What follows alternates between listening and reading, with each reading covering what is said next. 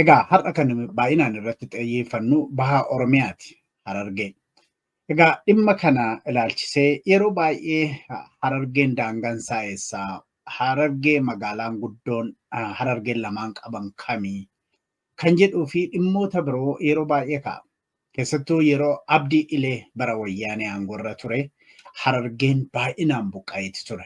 Uummanni keenya Harargee. Baay'inaan kan buqqa'ee naannoo Somaalirraa buqqa'ee haa jedhamu malee Harargeedhuma keessatti Harargeerraa buqqa'ee jechuudha. Har'as kan karoora Abdii Ilee suni yeroo gabaabaaf haa dhaabbatu malee waan itti fufe fakkaata. Uummanni naannoo sanaa beelanis dararamaati jira. Dhimma kana ilaalchisee dhalataa naannoo sanaa kan ta'e dhalataa duwwaa osoo hin taane dhimma Harargee sirriitti kan beeku akkasumas immoo gama miidiyaatiin guyyaa guyyaadhaan gabaasa adda addaa dhiyeessuun kan beekamu fuula isaa sirriitti beektu har'aa Gammadaa Sutee yookiin namni kaan immoo Sutee Gammadaa jedha. Hoogganaa HNN yookiin Hegeree miidiyaati kan inni keessummaa godhee dhiyeesse. Keessummaa isaa gaazexeessaa duwwaa waan otoo hin taane naannoo sana sirriitti warra yeroo baay'ee hubatee xiinxala sana dhiyeessu keessaa tokko waan ta'eef gama xiinxala isaa kana gama OMN'tti fiduun barbaachisaa ta'e waan argameef har'a keessummaa koo godhadhee obbo Gammadaa gaazexeessaadhaan obbo hin jennu naaf galchi. Gammadaa Sutee baga nagaan dhufte. Boda jene naafeeruu keetiif hedduu galatoomiin siin jaa baga nagaan nu eedan siniif. Gaara dhagaa HNN Hegeree miidiyaadha. Hegeree miidiyaa yeroo jennu gama sanaan haa gaggeessu malee maatii OMN Gammadaanii warra akkan dhagayetti ati na sirreessuu dandeessaa. Yeroo OMN Kaayirootti dhaabbatee warra keessatti hirmaataa ture keessaa shoora guddaa taphate miidiyaan OMN yookiin istuudiyoon OMN Kaayirootti akka dhaabbatuuf kan jedhu dhaga'ee sana na sirreessuu dandeessaa. Ammas taananii yeroo ammaa kana walitti dhiyeenyan OMN wajjin fi Hegeree miidiyaa fi OMN baay'ee walitti dhiyeenya wajjin hojjetaati jirra. Waan naannoo Torontoo jiru isatu nu dhiyeessaa nuti immoo waan biraatiin akkasuma wajjiniin hojjetaa jirra. Miidiyaan Oromoo akkasitti wajjiniin hojjechuun bu'aan isaa maali jettamee achii kaanee gama Harargeetti ceena. Galatoomi booda jedhee kumaatuu kaaftee 2015 keessa nuti Birraa TV Qajoo biyya Masriidhaatti bannee irratti isa hojjechaa turre kaameramaaniin Abdii Jamaal waliin hojjechaa turre booda irratti gaafa OMN naannoo sanatti banamuudhaaf yaalii taasisu nu haala mijeeffannee naannoo san keessatti waan jiruuf akka joornaalistii tokkotti hayyama guutuullee biyya sanii baafadhee waan hojjechaa jiruuf isaanitti dhihaachuun yookaan isaanitti dhihaatanii dhimma kanarratti waliin hojjechuun dirqama innaa tahee argameef OMN Kaayiroodhaatti shoora ol aanaa gumaachinee isa qofaa miti meeshaa Birraa TV'n qabu guutumatti isaaniif dabarsinee hojjetoota illee guutumatti isaaniif dabarsinee akka Kaayiroodhaatti gad dhaabbatan godhuu dandeenye gaafa sanatti OMN kaameeraa qofa bitatee meeshaa istiidiyoo guututti qabnu san isaaniif dabarsinee sanumaan akkasitti hojii eegalanii saniif OMN gad dhaabbachuun isaa tokko seenaan Kaayiroo keessaa isisanii ammoo eegaan amma gara biyya Kanadaadhaa dhufeesi OMN waliin hojjechuu yookaan yaada wajjijjiiruu keessatti qooda gama keenyaa gumaachaatii jirra. Akka fakkeenyaatti nu miidiyaa qofa hojjechaa jirru kaameramaanis taanee walgahii hawaasni naannoo kanatti gaggeeffatu hundumaa kafalee waan dhiyeessinuuf isa kanallee akka qophii naannoo kanatti godhamu irratti wayita hirmaannu OMN'fis raabsaadhaati hojjechaa jirra. Saniifuu miidiyaaleen Oromoodhaa akkanatti waliin hojjechuun biyya jiraatanillee waan hojjetan sheer walii godhadhaa yoo deeman guddina agarsiisa jennee waan amannuuf isa kana gumaachaa jira. Saniifuu ati dhiifama guddaa akka dajaneedhaatti akka waliin hojjennu dhiifama. yaada akkasii dhiyeessuu yookaan afeerraa yeroo garagaraatti ati nu taasisaa jirtu kun hedduu nama dinqisiisa.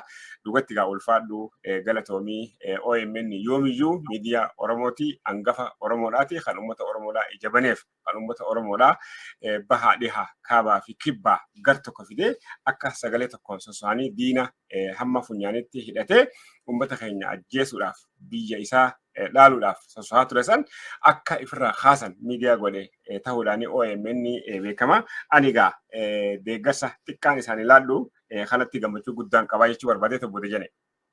Hedduu galatoome Gammadaa jalqabaa kaaftee amma ammaatti miidiyaan Oromoo hundumaa wajjin waan jirtuufi kana duwwaa miti odeeffannoo wal jijjiiruudhaa fi wal gargaaruu duwwaa otoo hin taane hawaasa gaggeessitu keessattuu Torontoo keessattuu naannoo Kitchener warra jiru immoo hawaasa walittuu qabdanii gumaata OMN akka hawaasaatti yeroo isin gootanii waggaa waggaadhaan godhaa jirtu sana warra walitti qabu keessaa tokko miidiyaa tokko keessa ta'anii miidiyaa kan biraa kan Oromoo gargaaruudhaan fakkeenya gaarii waan taateef waan kanan kaasee anis irra deebi'ee maqaa OMN'tiin hedduu galatoomii siin jechuu barbaada.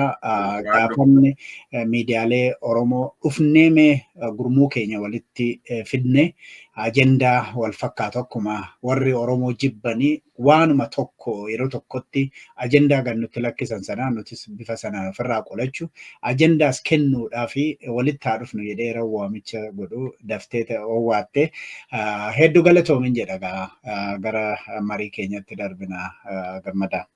Tole. Meeqa amma akka nama dhagayetti biyyaa hin baate gara Kaayirootti dhuftee Kaayiroodhaa Kaanaadaa dhuftee hojii miidiyaa kana gangalchita. Mee duubatti haa deebinu biyyatti silas yeroo baay'ee waa'ee biyya keenya taasifna. Gammadaa Sutee mee akkamitti yaadatta naannootti dhalatte eessatti guddatte gabaabsi nuu himi gara ajandaa keenya. Galatoomi jenne waan ganda dheeraa dura na yaadachiisu barbaada ani kan itti dhaladhe aanaa Kombolchaa Araddaa Eeguu jaamtutti dhaladhe naannoo keenya sanii xiqqeenyumaan ijoolleen akkuma dhalatteen mana barnoota Islaamaatu naannoo keenyatti baay'inaan argama. Warri keenya xiqqeenyumaan ani achumatti guddadhee jechuu dandeessa. Achumatti baradhee madaalliin isaa wayita madaalamu barnoonni ani achitti baradhee hamma high school jechuutu danda'ama. Barnoota ammayyaallee jidduudhaan seenee hamma kutaa jahaa naannoo keenya sanatti baradhee boodaratti biyyaa bahuudhaatu na mudate. Akkaan biyyaa baheenis barnoota hordofuu hin dhiifne barnoota nis ani baradhees barnoota Islaamaa waan ta'eef hoggaan Jabuutii dhufuus barnootuma kanaan hordofuudhaatti seenee hamma 12tti Jabuutumatti baradhee eegasii Jabuutirraa deemee biyya Arabaa hammaan tureesi. Shaakalliin kiyyeessuma kana joornaalistoota yookaan gaazexaa miidiyaalee akka BBCdhaa fi gaazexaa akka Sharqiloosa gaazexaa akka Hayaat jedhamu kana hundaaf gabaasa 1993 irraa qabee isaan kanaaf gabaasa adda addaa ni barreessa gaazexaalee kanneen amma ammaatti illee ni qaba. BBCdhaaf illee ni barreessa BBC'n yeroo hedduullee nallee keessummeessanii dhimma Afrikaa baharratti marii isaanii waliin goonee qabna BBC afaan Arabaa jechuudha. Odarratti 2011 biyya Masriitiin dhufee akaadaamii search akaadaamii kajaa'utu jira. Inni kun joornaalistoota leenjisuu hayyama kennuuf irratti hojjeta. Akaadaamiin kun akaadaamii kana hunga osoo 2010 keessa osoo Husni Mubaarak jiruuti biyyaan jiruurraa biyya Masrii wayitaan dhufu akaadaamii kana seenuudhaaf hiriiraan argadhe.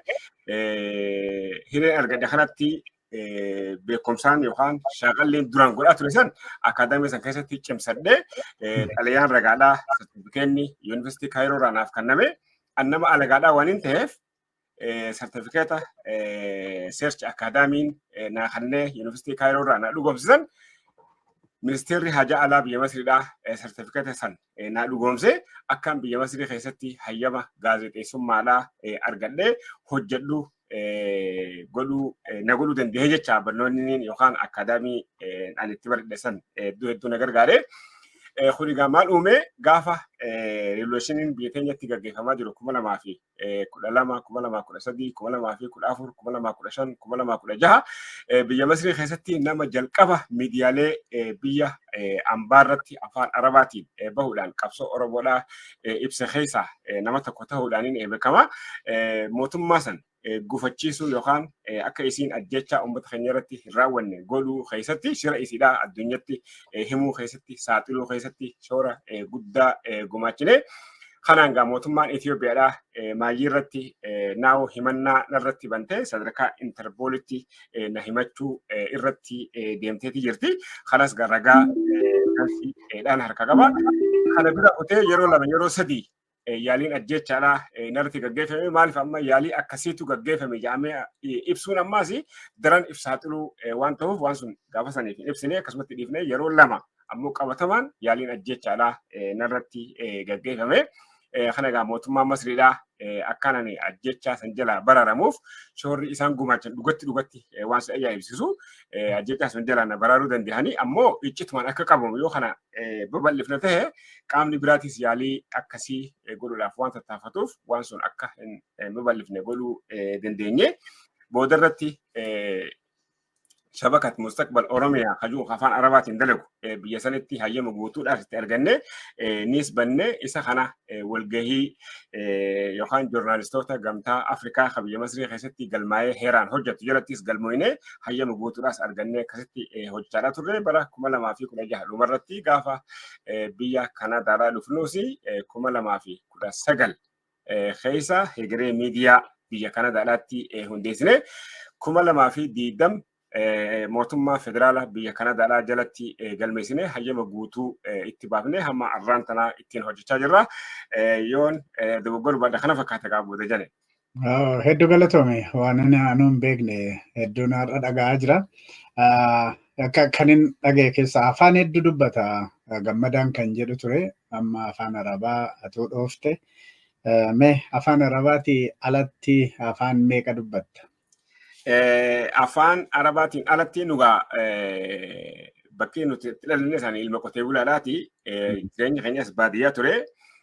Baqaan biyya Somaaliidhaatti waan baqanneef Somaaliitti illee barnoota afaan Somaalii kana yookaan barnoota isaanii san barachuudhaaf ni tattaafadhe. Amma afaan Somaaliitis niin barreessa niin dubbisaasi. Isaasi akkuma gaarittiin dubbachuu danda'a. Inni kan afaan Arabaati. Afaan Arabaa ammallee weebsaayitii qabnaa kan irratti barreessinu kan hooggantoonni biyya Masrii, hooggantoonni biyya Suudaaniidhaa hundinuu jala jira yaadaa asirratti kana caalaa jira. Maaltu biyya keenya keessatti deemaa jirallee bakka odeeffata irraa argatan uumnee izaa'at mustaqbal Oromiyaa hajuu harkaa qabnaa.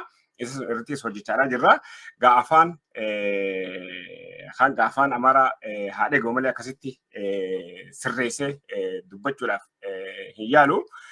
Ammoo afaan Somaaliitii fi afaan Arabaatii fi kana kan danda'ee akka gaariitti odeessaas ittiin qopheeffachuu danda'u, ittiinis dubbachuu danda'u, barreessuus danda'u jecha. Galatoome egaa anis sababa malee miti kan hin kaase suteen gara daangaa Oromiyaa bahaa Oromiyaa kan naannoo Somaaliitii wal daangessu naannoo sanatti dhalatee haala achi jirus sirriitti beeka. Miidiyaa keessan irraas kan hin argu akkasumas waan ati babarreessitu irraa dubbattu irraa waan eliitiin gama Somaaliyaas haa ta'u naannoo Somaalee fedhii isaan qabanii jala buutanii afaan Oromootti jijjiiruudhaan dhiyeessaatti jirtu. Kanumaaf ani waan kana kaasuu barbaade. Mee daa'ummaa keetii kaaftee ammatti dhagaa kan jiru, amma ammaatti argaa kan jirtu, duraanis dhagaa kan jirtu. Oromiyaa bahaa keessayyuu Harargeeni. Haalli siyaasa achi attamii daangaansaa eessaa jedhaniitu warra keessan sanitti immoo amma daangaan baay'inaan sarbamaati jira jenna. Iddoodhuma gaatti beeknu kaaneeti kan sarbame jennu. Mee ilma qonnaan bulaati warri qonnaan bulaa immoo namatti immoo yeroo baay'ee seenadha. Daangaan Oromiyaa eessaa? Daangaan Harargee kan Oromiyaa eessaa kan jedhuu fi haalli naannoo sana ture maal fakkaatame isa nutti himi? Haala naannoo sanaa haala Somaaliyaa mataa isiidhaa keessa ture wal qabsiisuun hedduu wal qabataasi. isa saniif akka fakkeenyaatti naannoo Ogaden kanarraan seeqaa akkum tokko 884tti warri Ingiliz Somaalilaandidhaa fi naannoo kana qabatan naannoo kana receive area jedhaniin kum tokkoo fi 941 mootummaa Itoophiyaatii wajjin walii galtee godhanii gaafa naannoo kana gallakifnee deemnu naannoo receive area jedhamu yookaan naannoo Ogaden jedhamu kana isiniif kanina jedhanii mootummaa Itoophiyaatii wajjin walii galaniitii turanii ammoo akka Ingiliz naannoo san dhuunfateen warri immoo Ogaden jennuun kun yookaan Soomaaliin kun tiifatteedha. Oromoo duraanuu Soomaalii gudditti keessa qubachaa ture dhiibbaan jenosaayitiin garaagaraa irratti gaggeeffamuu fakkeef amma naannoo Puntland yoo deette lafa gaalkaayoo yootu jira bakka gaallaa irraa buqqaafne jechuudha. Naannoo kanarraa dhiibamee Oromoon lafa amma Ogaden jedhamu sanatti gosti Sikkoo fi Mandoodhaa Humbannaa Bireentoo anni jechuu kiyya lafa san waan qubataniif gaafa Ingiliz dhufee naannoo san dhuunfatu Soomaaliyaan isaaf Ingiliziif waraana taatee uummata keenya kanarratti dhiibbaa ooftee dhiibbaan uummata keenya irratti isaan oofan kun maal uume uummanni keenya lafa sana gallakkisee deemuudhaaf dirqame jechaadha. Maaltu kana sababa ta'e warri Ingiliziif waraana ta'e kuni uummata keenya irraa gibira torban hin guuran. Uummanni keenya gibira torban hin kafaluu dadhabee lafa Haile Sillaaseedhaan yookaan warra Habashaadhaatiin bultuu jalatti godaanuu dirqaman kan asitti gibira waggaatti yeroo takka kafalanii warra achitti hafallee maal jedhan asitti gibira waggaatti yeroo takka kafallaa firraa koottaa dhiisaa jedhanii lafti immoo Ogaden jedhamtuun akka itti qullattee jiraaf itti haftee maqaalleen itti moggaafamee booda Ingiliz gaafa deemu Ogadeniyaa jedhee 1956 Haile Sillaaseef kannee kadeemee sababni Oromoon achirraa buqqa'uudhaani. Akki Oromoon itti buqqaateesi warri Soomaalota kuni Ingiliziif waraana ta'anii Oromoo shiraan achirraa buqqaasanii jecha. Inni kun isa kana. Amma baha Oromiyaa kanatti yoo dhufte daangaan Soomaaliin 1960 Somaalilaandiin gaafa bilisoomtu daangaan Oromootii fi daangaan isaanii daangaa Ingiliziin qabachaa ture santu Oromoodhaaf isaan adda deebisa. Soomaaliin biraa nuuf isaan jidduu hin jirtu. Garuu Soomaaliin biraa خلفته وقاعد لفه بلفتشو كم تكو بس قالي في شنتمي جه قافة هي السلاسة رتي خنن لفت إساء إنجليز تقبلون فتشاتره كيلومتر كم دبلا ما في سقلتي متر بترتي الرا وصول لفه بلفتو وصولوا في سومالي جدو أكنوا تسومالين رقمني أك سومالين نرقمني وصول قل أجرو لفه بلفتشالان أرانتنا كيلومتر كم دبس دي في شنتمي في أفرجرتي سنبقى دانغان أورمو داخل سوماليلاند دي وجه والدانغيس أرانتنا نجرايون هنجرو سبيل خوتي أما وني أمان ترى ديما جريرو أمان تنا أما تربانو تلامين سدين دبران كنا نانو جنحسن يوخا أنا جارسو خيستي لولتشي مالا سديما جر أكم هون تغني وليا دنو بلشان أوغادين يوخا بلشان موتمانا نا سومالي مصطفى أكتر جامونا كان بيكمو جيوتا مراسة دورا قدرالي كل أفر إرتي بلشين سلابسي بلشين سني لابسوني أبو دجني وانا نخلي جرو كان نمني بلي أكه بتوف أردا نمن صدام قبته خيسة سومالي سديو جراته بولشينساتو إسانيف لبسامي يعني نمن صدام من جروهوني نما سدين أور أفران جروسان جلتي بولني جت لفتي تسومالي تحته يجا أردان دي دمي تكا أنا جالسون على خيسة مكان خناني بولشينسي إسانيف لبسامين بولشينسي سومالي جلتي كبولن قد أمين لفتي لف أورموراتي أمنيس أورمورا ورتو لماتو سومالي إنسان كيسة جر أما لفا إسانيف لفسم تخانا قافة نفني إرتي بلشين سجارة على بافا نفنا يعني وري لفتي خنم تفكون يالي يوخان سوتشي يقلن ومن خينيا ومتخنا وجه ولي بولا تلف أنا جارسو يوخان أنا جن حسن كنتي قافة خنا وانسي أجا إبو خيسا مالت أمامي ومن خينيا ما جرسون أكا بلشين سلفتي هنجاري قافة قولوا لفتة تافتن نمني أحمد ناجي أبو بكر جام قصان سومالي لا اتقافتما نجينا أورميا خم بها أورميا لاتي واجرسا مومين أدري بيوت مقالة هرجرا نمن خني مال قولي وراني بالسمة أورمو يعني هندي خنيا ولين يادنا بها أورميا لا جتو وراني بالسمة أورمو خيس الصحراء هنجرو نيسن ترى أما فنجرو قالوا وراني بالسمة أورمو أومي نمن خن تربان سديدرا دري دوا ولا كافيدي أشت درا لانجا غورافي لانجي خيستي نما سغل اجيساني سانكون اچين دردا ولا كاني دردا خيستي لما اجيساني دردا واتين جلديسان aanannoodhaan deemanii gaara bosonaa jaarsoo keessa jiru jira. Bosona daarii muujaan achi geesse waraana kana fuudhee. Lafti tun hundinuu naannoo Somaalii tanaan bulti.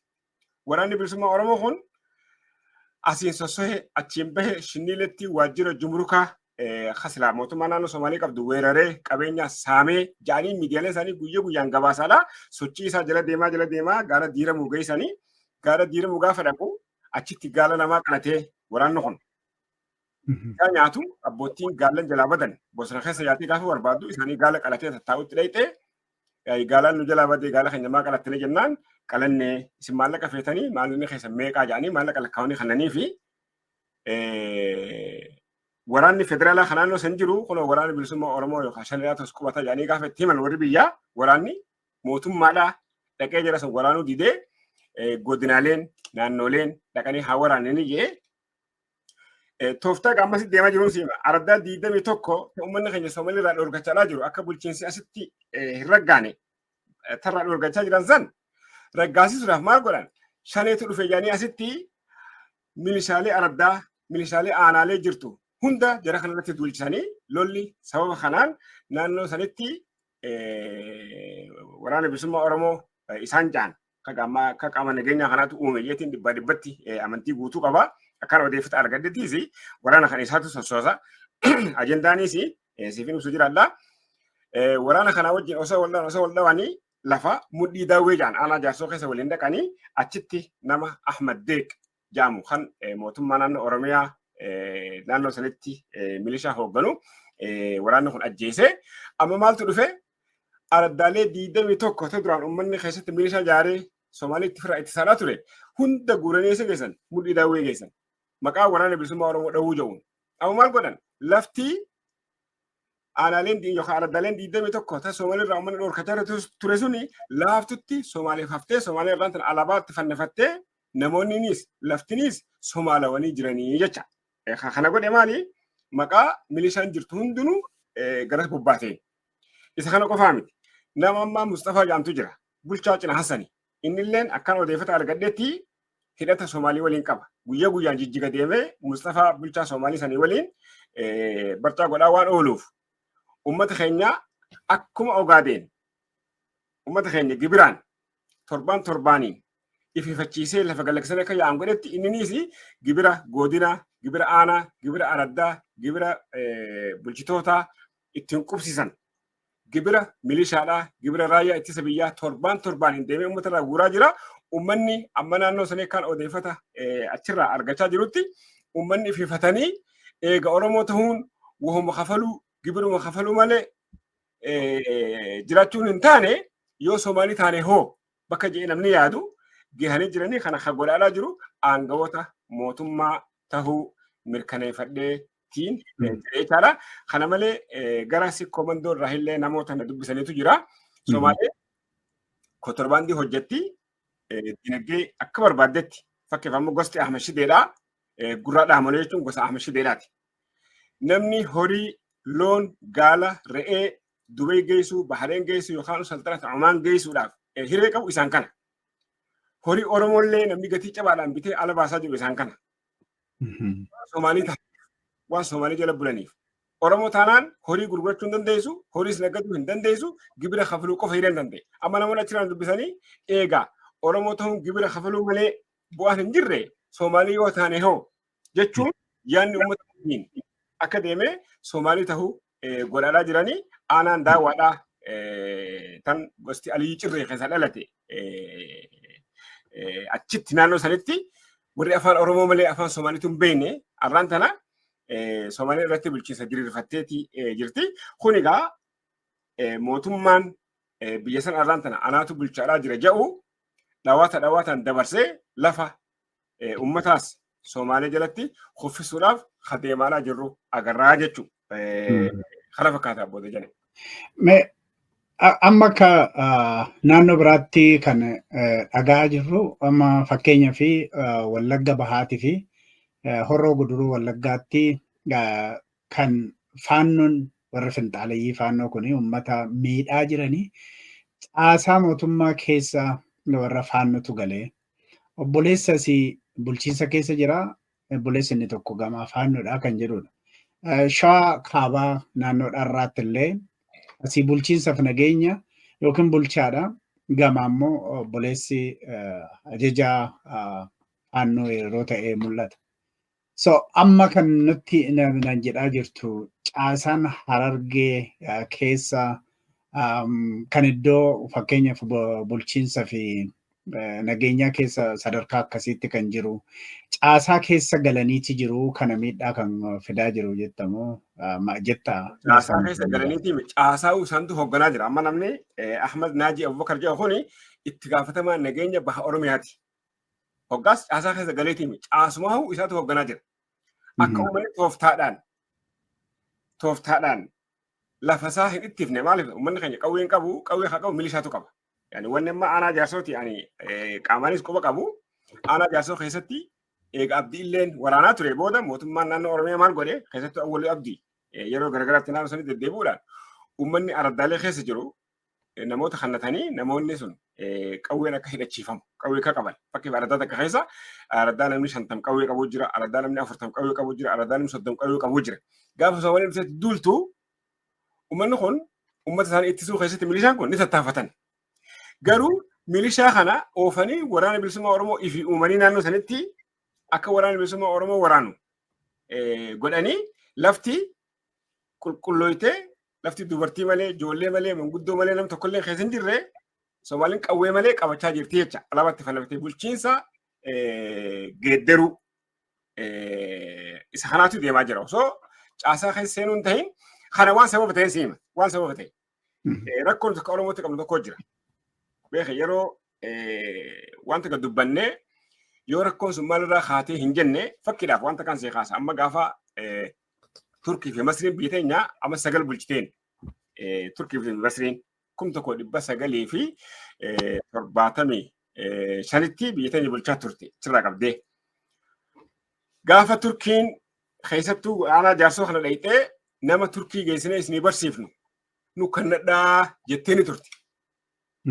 Gaafa kana warri jaarsoo maal godhan yoo kannanne durumaa ogaa mootummaa keessa namni seenu deebi'ee uummata miidhuun waan barameef kunis boru dhufee nu miidhuun isaa hin oolamuu jedhanii nama jajallaa hattuu saamtota hawaasa keessa jibbamu guranii Turkiidha kannan. Turkiin geessitee barsiiftee gaafa fiddu maal godhe akkamma nafxanyaan warri kaabaa nafxanyaa lafa guddoota ka fudhateeti ati hojjetaas godhaa mire. Warri Turkii dhufe kuni Turkiidha dhufanii lafa aanaa jaarsoo hunda fudhatanii uummata jaarsoo hojjettoota godhatan. Amma kun dogoggora maaliin osoo gaafa san nama hawaasni jaalatu goota sabboontoota Turkii kannatanii gaafa deemee baratee dhufe hawaasa kana fayyada malee hawaasa kana ni miidha. Dogoggorri keenya ammallee sanumatu deemaa jira. Ammallee wayita mootummaan nama kannadhaa jedhu jallaa hattuu duraanuu sabaa waliin fixuu hawaasa keessa jibbamaa kana fudhanii kannanii kuni mootummaanis ka barbaadu akkanaa kana jallaa hawaasa jibbu kana barbaaddi. Maaliif waan jibbamuuf mootummatti hirkatee jiraachuu barbaada. Yoo kun namu baatee hawaasni namatti amanu nama nummii dhujee amanu kallachuun silahuu hafuuf hin jiraatu. Arraas boruus yoo ani dhaqee biyya san bulchellee hawaasaan nama kana dhachuun kiyyan oolamu. Gaafa nama jajjallaan akkanaan jajjalma sanii leenjisee gad deebisaaf. Jajjallaan sun isaan miidhuun hin oolamu. Saniif hawaasni nama kannatu nama sabboontoota saba jaallattoota hawaasa miinee kannachuutu irra jiraa. Yani kanaan hawaasa keenyaaf rakkinni akka nu bira jirus tuquudhaan barbaada. Maaliif yeroo hedduu hawaasa keenya keessaa wanni mul'atu komii mootummaa tokkos nu godhee mootummaa tokkos nu godhee amma wanni takka jedhanii si kaasuu barbaadu. Fakkiif amma nuti naannoo sanitti amma ani Somaalilaandii kanaas guututti niin beekaa Jabuutiin taniin keessattuu baradhee umrii kiyyaan keessatti fixee dhagaa gurraacha Jabuutii san keessa dheeyxee sharaa jaarrachuudhaaf namni deemee mootummaa si yaammatu hin jiru. Nuti gaafa namni dhufee lafa teenya irratti bulchiinsa jaarratee alaabaa dhaabbatee lafti nuti jedhu shimali sabdiisaa dhufee hanuma dhorkuu yookaan marroon dhufee hanuma dhorkuu maaliif jenna. Yani akka uummataatti uummanni ifirraa dhorkuudhaaf akka tattaafatu godhuun dura hin jiru. Isa kana wanni nuti uummata keenyatti himuu qabnu jeetii yaada dajane. Gama biraatiin uummatichis immoo komii qaba. kan mancaa toona finnurraa hiikanii kanaaf of tiksuu dadhabnee kan mancaa kan Harargeedhaaf maal akka ta'e si caalan beeku. Isa toona finnurraa hiikanii kanatu ofirraa tiksuu dadhabnee warri gama jiru Harargee duwwaa miti Baaleenis Boorannis sanuma jira. Warri gama jiru garuu meeshaa gurguddaadhaan nu rukutuu of hin dandeenyu kan jedhu gama uummataatiinis komii sana jira. Dajeen asitti illee wanta kan kaasuu barbaada. Beeka yeroo hedduu akka jaan waggaa kana quba nama laattu qubni sammuu afur si deebi'aa jaa. Amma gaafa waraanni mootummaadhaa yookaan Abiy Ahmed Tigraay duulaan warri Amaaraa osoo dullatti hin hafin Abiyyiif ashkara ta'anii qawwee hidhatanii Tigraay duulaniin. Arra maal godhaa jiran? Arra qawwee argatan saniin mootummaa joololaa jiranii mire. Nuti arra akka Oromoodhaatti qawwee hin qabnu yoo jenne hunleen dhugaarraa fagoo. Fakti jiru dubbachuun bakka rakkoon jirtu tilmaamuun hogguma takka illee barbaachisaadha. Arraa dhugaa yaani heerumattuu yaani magaalaa takka qawwee qabattee yookaan mancaa qabattee maalii qabattee dhaquun hin jiru yaani kun beekamaadha. Garuu mootummaan arraa waraanaafis milishaadhaafis nama fidaa waan uummanni fiduu dideef raafeete qawweetti hidhaadhaa jira. Garuu qawween nu harka ni jirti tolchitee nu harka jirti Oromoo harka ni jirti qawween. Qawwee sun itti fayyadamuu dhabuudhaatu jira. Sababni maal? Isa kana nuti qorachuu qabnu.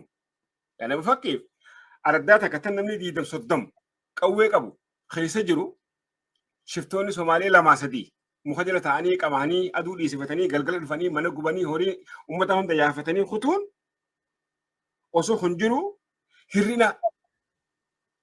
hirrina jiru kana akkamitti guutachuu dandeenyaadha. Qawwee Oromoonni qaba, haala tolchee qaba. Yani irraa biyya sun keessatti walumaan itti hambinu kummatamaa jiru raayyaan ittisa biyyaa yoo fudhatte yani dhibbarraa 70-80 jechuu yoo bane dhibbarraa 60 Oromoo akka ta'e wal nama ni gaafachiisa.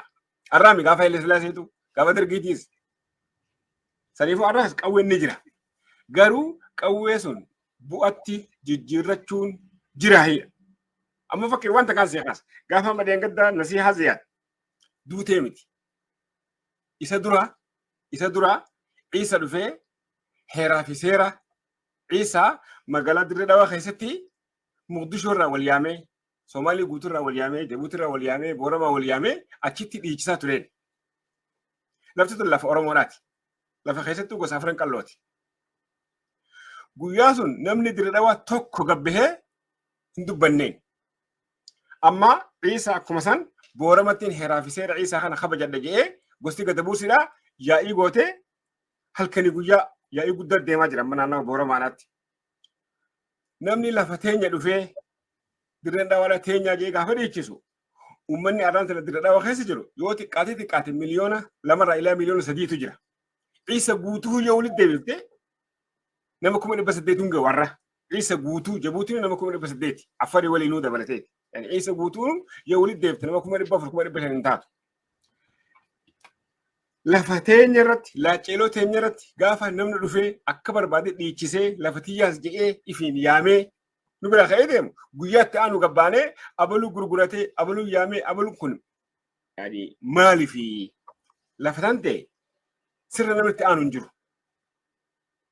Saniifuu lafa fiirratti iyyachuun mormachuun dirqamaa wanta kan seeqaasa. Amma nuti dhiyeenya kana torbaan lama dura nama hiriyaa kiyyaa kanaannoo kana waliin jiraannu obboleessa turaa du'e. Obboleessi Salaalee aanaa irraa hojiif dhaqee faloon achitti ajjeefteen. Namni isaan hojiidhaaf aanaa irraadhaatti yaame nama itti gaafatama mataskaana wahii qabu fuudhee mataskaana geessee sirna salaataa eega raawwatanii booda mataskaana san keessatti jara nama 3 Oromoodhaa awwaaleen. Akkamitti Jalalaal bosona keessatti ajjeesanii gaafa namni mataskaana qabu mataskaanatti isaan awwaalu akkamitti gaallaa fidee asitti awwaala jedhanii isallee dhawanii innilleen akka mana yaalaa jiru guyyoota muraasaan dura asitti dhageenye. Amma kun maal aanaa dharraa keessatti eenyu akkana godhu faannoodha. Amma baddaa ijoollee waraana bilisummaa Oromoo jira gammoojjii faannoodhaatu jira. Lafuma teetii irratti gaafa ambi dhufee akkanatti si miidhu fakkeeffama yoo woboon saayilii takka Goojjaamitti yookaan Gondaritti yookaan Bahardaaritti ergee Oromoota naannoo san jiraniin tiisa jee uummanni naannoo sanii hayyama Isa kana waan nuti deebinee uummata keenya akka lafa isaarra dinee dhorkatu. Keessattuu paartiilee siyaasaadhaa aktiivistoonni namoonni Oromoo biratti dhageettii qaban uummanni akka lafa isaa eeggatu. Maaliif mootummaan yeroo hunda qaama jabaate waliin jira. Ammaa fakkiif Dajaneen ati yoo joornaalistoota nama 40-50 qabaatte jabaa idiitis godhu. Ka oduus qopheeffatu. Ka kalee fi dhiheessitamu. Ka oduu qopheeffachuudhaaf uummataa si jeequ. Ka idiitis yaani laafaa jechuu kiyya. Yani addunyaan interest irratti hidhaadha. Nama waa sii godhu atillee waa gootaaf. Mootummaan lakki uummanni kun uummata kiyya jiru. Ka uummata isaatiif waa godhu zamana kanatti ni takkata. Kanaafuu interestiin yoo ati jabaatte amma fakkiif Tiraambii dhiibbaan kanatti oofamaa jiruu fi immigirantiin biyya teenya qabattee warri heeraan ala biyya teenya jiru ja'anii fedhii uummata isaa guutuudhaaf hojjechaa jira. Yoo fedhii uummata sanii guutuu baate Tiraambiin buluu danda'a. Hin danda'u. Nutis paawara akkasii qabaachuudhaan nurra jira. Mootummaa jiddugalaa bulchuu yoo nuti dhiibbaa irratti oofne fedhii teenya hojiitti hiikuu danda'a. Yoo nuti dhiibbaa irratti oofuu hin dandeenye fedhii ambaatti hojiitti hiikuu danda'a. Isa kana jijjiiramni uummata keenya keessatti jijjiiramni guddaan dhugaa nuti mootummaa hedduu kuffisuu keessatti muuxannaa guddaa qabna. Garuu ammoo mootummaan dhaqee bichi bulchu sun akka fedhii teenya hojiitti hiiku godhuu dhabuu keessatti hir'ina guddaa qabna. Hir'ina akka uummataatti silaa qabaachuun nuun hin malle jechuu barbaadeetti dhiyeeffama yoo dheeresse. Bareeda. Uummanni keenya of humneessuu qe'ee tifkachuutu irra jiraadha kana tamma jedhaa jirtu. Miidiyaadhuma tokko kan Oromoos haa ta'u hayyoonni tokko irraa dhibba tokko dhagaa turre. Uummanni naannoo daangaarra jiru miidhamaati jira. Osoo uummanni suni daangaarraa fuudhamee gara seef ta'e tokko kaa'amee irra gaariidha jedhanii yeroo dubbatan illee dhaga'ama ture. Kanarrattis akka ta'e waa jettuun barbaada. Gama biraatiin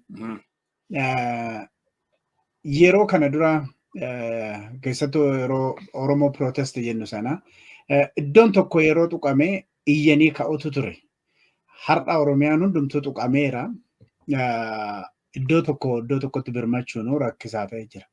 Garuu yeroo dhumamma naannoo Cinaaksan haa ta'u Baabbileen haa ta'u naannoon sun akkasitti miidhamu uummatumti hayyoonni diyaaspooraan biyya alaa jiru ka akka Oromiyaattis haa ta'u akkumta dhalattoota naannoo sanaattis walumaa galatti akka Oromiyaatti ispeeshaalii dhalattoonni naannoo sanaa callisuutu mul'ata.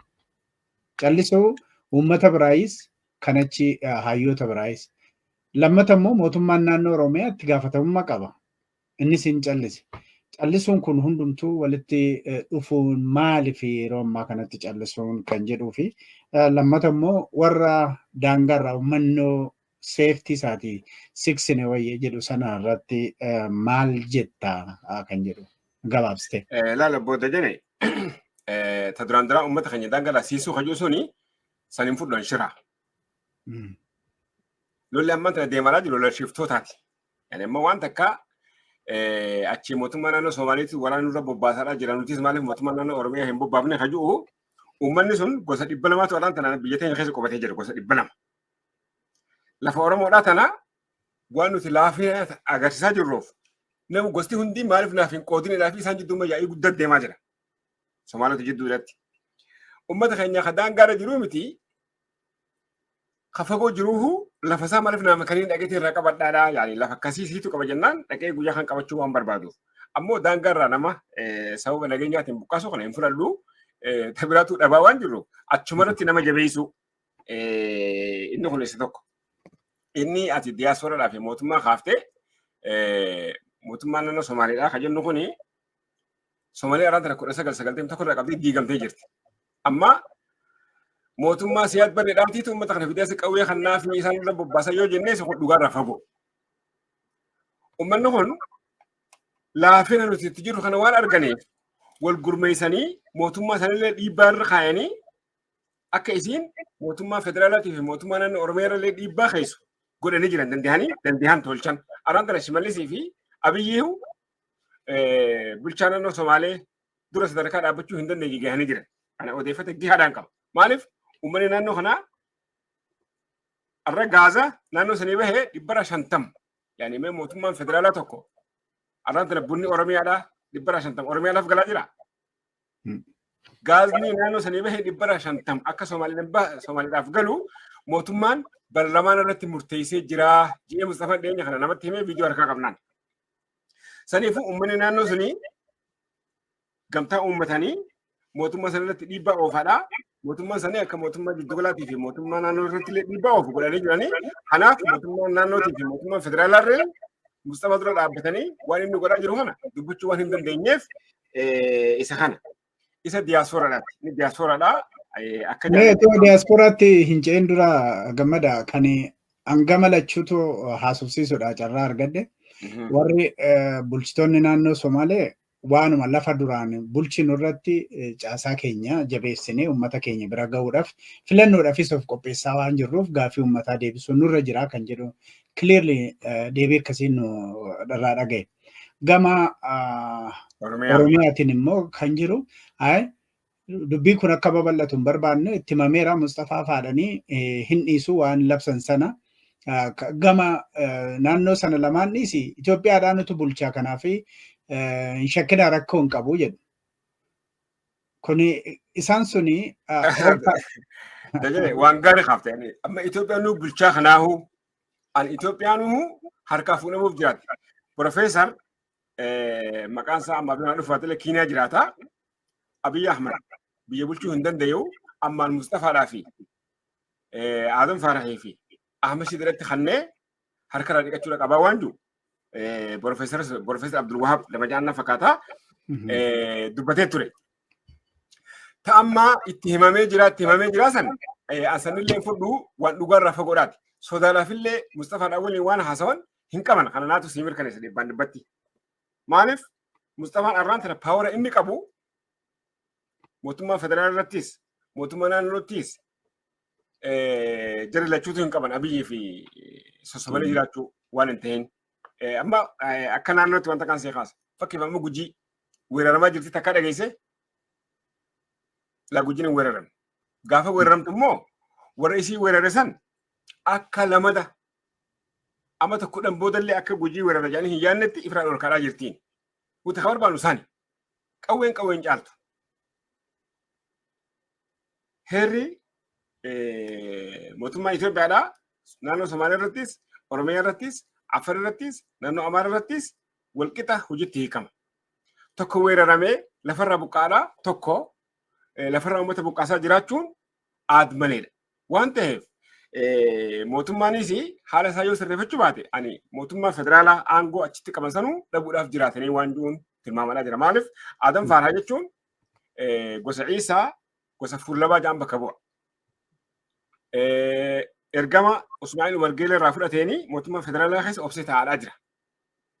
Ahmed Shidiris akkasuma gurra dhaamolee kaartaa isaan baafatan an dhiyoota argatiin yaani baala keessatti kaartaa akkasii kaartaa qaxargeewu baafatanii jiraachuun isaanii dhugatti akka malee akka fagaatanii jiran namatti agarsiisa.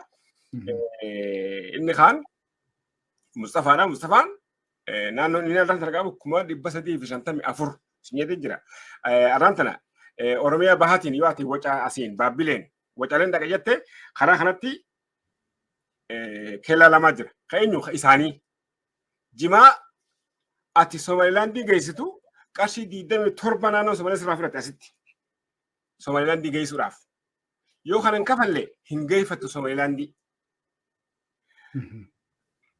Karaa Mooyaaleetiin Mooyaalee akka ta'e agarteetti bulchiinsa irratti awaajanii naannoo san dhuunfatanii walii jiranii fi waan akka Oromoodhaatti Oromiyaan akka Kiiniyaa hin qunnamne, Oromiyaan akka Somaaliyaa hin qunnamne, Oromiyaan akka Jibuutii hin qunnamne akka daangeffamtee jiraattu. Karoora durmaanuu Haile Sillaasee fi Minilik fa'aa wajjin walii galan santuu hojiirratti hiikamaa jira. Saniifuu wanni warri Oromoodhaa biyya hunduu bulchaa jira. Wanti xiqqoo kanaaf maqaa fi hin balleessinu kajaan suni dubbachuu waan dadhabaniif. Kana jedhan malee waan dhugaarraa fagooti jechuu barbaadeeti. Mee amma daangaa Oromiyaa karaa Jibuutiitiinis haa ta'u karaa Keeniyaatiin cufuu jettee kaaftee turte. Amma Oromiyaan ulaan ishiin qabdu gara alaatti Moyyaalee duwwaadha. Moyyaalinu sana haafii taatirtan moyyaalee dhaqee argeera. Gamana alaabaa biraa dhaabbata gama sana alaabaa Oromiyaatti dhaabbata. Ati akka sila kaasaa turte mee sila ifa nu godhi. Sila Oromiyaan daangaan ishii kan alatti ishii baasu karaa meeqan ture yoo akka hubannoo keetitti? Laal karaa bahaatiin asiin karaa Jabuutiidhaa karaa makiinaadhaa asiin Jabuuti baasuu fi karaa tireenaatu jira kan Jabuutiidhaatti baasu. Amma daangaa Jabuuti irraa qabee amma gaa Hawaashuu gahee jira Burdoddeedhaa fi Asaboot gahee jira Maciisa ila achitti daangaa diriirfatee bulchiinsa naannoo Somaalee jala bulaadhaa jira. Asiin gara Wacaaleetiin Somaalilaandiin yoo dhuftu Baabbilee adaree biyyoodhaa gabbaatee Baabbilee dheennaan daangaa Somaaliitti dheetu. Moyyaalee dheennaan gaa Moyyaaleenis wannummaan karoorri kun lafa kaa'ameefu arraa miti. Namni tokko nama Somaaliidhaati nama gorsaa pirezidantii Somaaliidhaa ta'uudhaan nama beekamu nama jaarsaati. 1984 itti mootummaa federaalaa dheennee dubbifnee mootummaa federaalaa nama nu gootee Moyyaalee dheennee achitti lafti tun akka lafa Somaalii taate murteessinee yookaan mirkaneessinee mootummaa giddugalaatti himnee sanumaatu arraan tana nu murtaa'ee waan jiru. Dhugaa qubsumaan asiin Oromiyaan achiin Somaaliidhaa hajaane malee magaalaan Moyyaalee kan lokshaa tokkotti bulchiinsa Somaalii jalatti qoftee waan jirtu Oromoo qunnamtii alaa dhoorkuun tolchee jira. Karooraanis deemaadhaa jira. Kun duuba irraa eegaleeti maaliif gaafa Minilik irraa eegalee Oromoo akka isin Somaalii guddisatti gadi hin baane godhuun jara kanaan. Jarri kuni nama saaba kiyyaatiin beeka kan gibirinaa keessa dalagu gaafa ramadamee aanaa jaarsoo kan keessa dhufu yoo afaan Oromoo dubbate qofa gibirraa fuudhi yoo afaan Somaalii dubbate gibirraa fuudhi naan jaanii je. Saniifuu namni waan kana waan beekuuf dhufee afaan Somaalii nu dubbatanii tumna je'uleedhaan gaafa tumee laalate abona dhiisaa jaa akkasitti gibirraa fuunaa je. Maaliif Somaaliin tun mootummaa jiddugalaatti wajjin wal taatee naannoo kana akkasitti cuftee jirti. Salmatu ammaa deemaa jira. Kana gallakkisuu hin barbaadan ammoo nuti jijjiiramuutu nurra jira. Wani ani jechuu barbaadu. Tooftaa ittiin jijjiiramu yeroo yerootti uummata keenyaaf lafa kaa'aadha. Uummanni keenya yoo lafa jijjiiramee hidhannoo isaa cimsatee walii dirmachuu akka maatu jette yoo wallagga miidhame walii dirmachuun yoo jiraate beekee walii dirmachuun guddaa sun yoo ta'e wallagguma keessaa qaamni dargaggeessi aanaa sanii halkan ala buluu danda'u. Kayoo isaan asii waa miidhan tarkaanfatee lafa biraa deemee innis waa miidhu. Yoo gandi san gaafa asii gandi kan kee miidhamu gandi sanis miidhame. Hawaasni ifiif miidhaa walii waan hin feeneef alasin miidhameetiin jira. Sababni waan jarri keenya dhaqanii achitti waa miidhaniifi nutis haif qusannu. Isaanis nurraa if qusadhaa jedhanii hawaasni ifiif wal tasgabbeessee addaan jiraata. Yani nuti tooftaa akkasii fayyadamuudhaatu nurra jira. Aanaa jaarsoodhaatiis gaafa dhufanii asitti haleellaan raawwatamu keenya kunis deemee lafa fagootti haleela akkasii yookaan miidhaa akkasii yoo dhaqqabsiise nagayaatu bu'aa jechuu barbaadeeti dajane taangata gara diyaasporaa namaaf hin galu waan isaati. Gaariidha. Egaa uummanni iddoo jirutti of defend haa godhu kan jedhudha. Iddoo tokko dhaqee nama akka rukutu gara miidiyaatiin labsinu. Garuu iddoo jirutti of defend haa godhudha. Akkuma ati jette karaan sila Oromiyaan alatti bahu kana duras Lammaa Magarsaa dubbatee ture. Gara West Oromiyaatiinis gara Sudaanitti bahu ture. Amma hundumtuutti cuccufamaa akka jirudha. Mee waan tokko akka nama miidiyaa irra tureetti akkamitti akka laaltu hubachuu barbaadeni. Yeroo baay'ee yeroo Oromiyaan miidhamtu yeroo Oromiyaan miidhamtee uummanni of defendaa godhu kan jedhu tokko dubbataa jirta.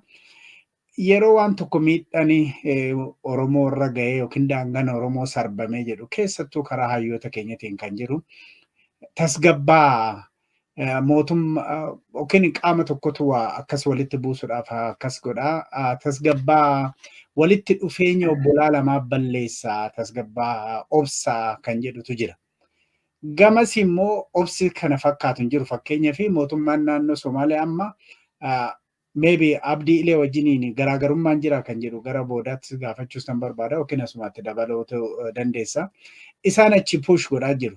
Gama keenya yeroo baay'ee hayyoonni keenya obsaa kan jedhutu jira.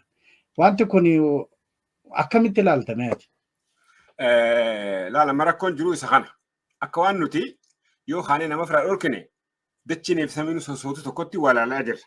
Sammuuraatu akkasitti ani akkamitti akkasitti sammuu akkasii horannee hedduu na dhibaalaa jira. Achiimma nuti guyyaa guyyaan odeessa nuti ittirraa ni dhaggeeffannaa beekan afaan isaaniitis waan beeknuuf miidiyaaleen isaan qaban akkuma miidiyaalee Amaaraati heddumminni arraan tana Oromiyaa fi Oromoo malee wanta harkaan qaban. Sheen isaaniitis hayyuun isaaniitis bara kan siimetti Profeesar Abdul Wahaab nama Kiinaa jiraatu isaatu Abiy Ahmad waan Oromoo ta'eef biyya san bulchuu hin danda'u dabarsee Somaalii kannuu qabaa waan inni harkaa qabna viidiyoo harkaa qabna. Inni kaan Faisal Rooblee nama jedhamu Profeesar asitti walgahii oosaadhaa dhufee Oromoodhaa wajjin walgahii godhaa. Achitti immoo milisaa jaaree namni aanaa jaarsa keessatti nama ajjeesaadhaa jiru tokko isa. Saniif hayyoonni naannoo sanii tokko uummanni kun obboleeyyan keenyaa waliin nuti muslimaa amantiin nuti qabnu walitti akka aadaanillee walitti dhihaannaa uummata kana hin miidhinaa hin tuqinaa hajuu tokko hin jiru. Sheekha Masiidaatu awaajii dabarsaan Boosaasaa keessa Hargeysa keessa Galqaayoo keessa Muudishoo keessa Oromoon as keessa badu qabdii raafamuu qabdii jedhee dhaamsa dabarsaan. Asii immoo nuti akka waan yoo nuti kaanee nama firaa dhorkine dachii sosootuutti namaatu kan nu godhaa jira tasgabbaawaa. Har'a akka heeraattu namni demogiraafiidhaan wal lolaa jira. Lafa irra qubattee irra jirtuuni waa dubbachuu dandeessa malee lafa irra hin jiraanne waan akka illee heerri addunyaatu siif hin ajjamammaa. Saniif uummanni keenya akka lafa isaarraan buqqaane uummata keenya jajjabeessuudhaatu irraa eegama malee sila hayyoota keenya irraayis lakki humaan qabu qaama biraatu kanatti fayyadamuuf waan akkanaa godhaa jira jechuun sun dogoggora guddaadha. Kuni yoo cubbuu uummata keenya irratti hojjetamaa jiru jennellee dhugaarraa hin fagaate. Mee amma namoonni kaan kanaa kan maatii jettetti kan ibsanis jiru. Kaan amma fakkeenyaaf gara kaabatiin humni shororkeessaa ta'e kun faannoon uummata keenya daangaa irratti miidhaa jira. Gama bahaatiin immoo liyyuu haayiliin miidhatee jira. Jara kana lamaan gammadaasutee gabaabsee akkamitti ibsa? Faannoon liyyuu haayiliin Oromoof maali? Ani faannoodhaa fi liyyuu haayilii qarshii takka fuula namaa akkasitti ibsa. Kanaan dura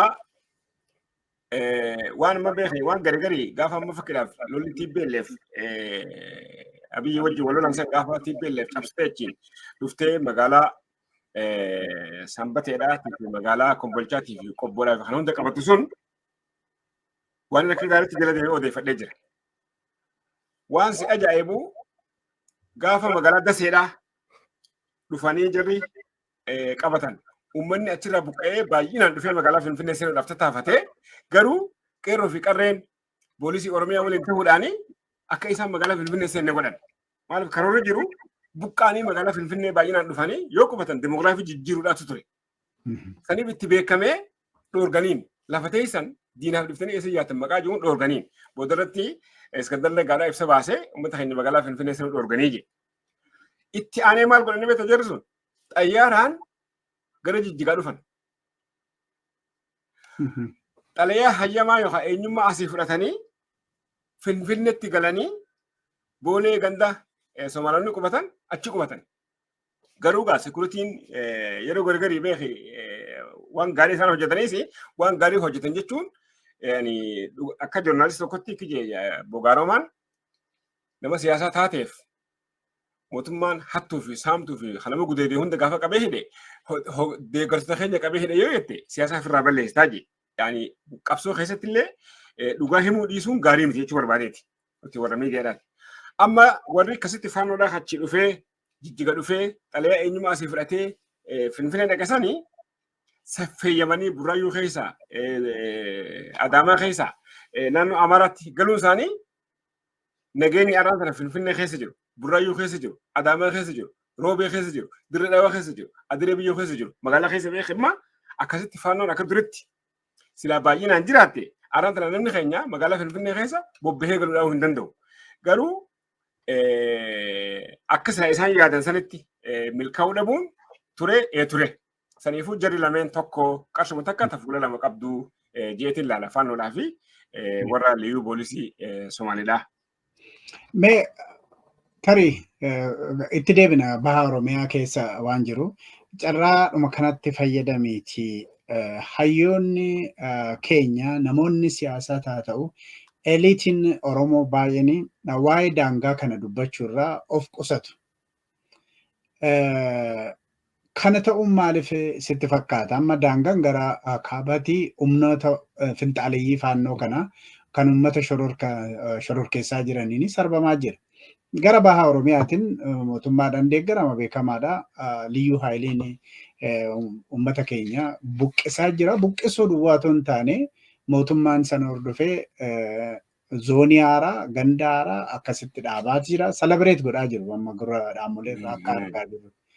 Maaliif namoonni siyaasaa keenyaa waa'ee dhimma kanaa dubbachuurraa of qusatanii maal sodaatanii sitti fakkaata? Akka joornaalistii tokkootti wanta ture irra geesse jira. Wanni ani irra gahee beekaa amma hayyootaa fi beeytoonni nuti ammaaf qabnu Itoophiyaa irraa abdii murannee Itoophiyaa tana jiraachisuu keessatti waliin jireenyi kun akka itti fufu waan barbaadaniif amma maqaan isaanii Oromoon akka difeensiif godhu keessatti maqaan isaanii akka mul'atu yookaan akka dhagahamu hin barbaadan. Isuma kanaan xiinxalee dhugatti gaamma fakkiif Wallagga aanaa Kiiramuutiif Horroo Guduruudhaa jara harka kuftee kan jirtu kanan hundinuu quba qabna. Yani Kiiramu bulchiinsi adda irra ijaaramee aanaa Horroo Guduruu magaalaa Shaambootiin alatti guututti bulchiinsi jaraa irra ijaaramee gibira iddootti kaffalchiisantu jira. Kan bulchiinsi jaraa irra ijaaramee jiru odeeffannoo guutuu qabna. Ammoo qaama uummataan uummanni lafa isaarratti ifittisuu qaba kajuu heera addunyaatiin illee dhoorgaadhaa miti. Uummataan qawwee fudhadhaa nama ajjeesaa kajuu kun dhugaa nuti hin jennu warra ja'ullee hin deeggarru ammoo lafa isaarratti ifittisuu qabu nama dhaamu hamma ammaa hin agarree kun egaa maal argaa jirra. Qaamonni hayyoota hin jiru kuni siyaasa Itoophiyaa keessatti shoora taphachuu waan barbaadaniif maqaan isaanii as keessatti dhawamee booda hiree Itoophiyaa tasgabbeessuu yookaan bulchiinsa Itoophiyaa irraa qooda fudhachuu sun dhabuu waan hin barbaanneef waan kana irraa callisanii yookaan if qusatanii kana fakkaata gaana harmaan xiinxal. Gaariidha mee egeree miidiyaa kee guruupii waazappii tokko qaba. Nama tokkotti ifaa seenaa kan jedhamutu barreesse tarii sana dubbisuun keen oolu. Bara dargii mangistuun weerara Somaaliyaa irraa nurratti adeemsifamee godeetti dhaabee deebisee jedha. Bara Mallas immoo Jijjigaadha dabarsee kennee jedha. Bara Shimallis Abiyyi immoo Oromiyaa harka caalu harka guutuu dabarsanii naannoo Somaaliif kennuuf jiru jedha. Kun wanti kun si yaachisaa? Abboota jene dhugatti waan gaarii kaaftee Minilik gaafa biyya teenya bulchaa ture Somaaliyaa Itaaliyaatu bulchaa ture. Itaaliyaan Minilikiin daangaa Somaaliyaa akka sararu Minilik gaafateen. Minilik kiiloomeetira 47 saqeessaa qabaa dabasiin akka inni eegasii daangaa sararraa je'een. Eenyuun Xaaliyaaniidhaan. Amma nuti eegas booda bara darbe keessa qormaata bal'aa gaggeessine. Fakkiif ammoo gosoota si komandoo saakuyyeedhaa jira, jiiddeedhaa jira, wardaadhaa jira, gariidhaa jira. Uummanni kun hundinuu Oromoodha. Amma shabeellee jechuun gaa naannoo Somaaliyaa kana lafti jiituun muuzni irraa oomishamu tan layni gannaallee fi waabeen keessa yaa'u lafa uummata Oromoodhaati. Lafti ammallee Somaaliin qonnaan irraa jiraachaa jirtu hundinuu lafa Oromoodhaati. Amma Minilik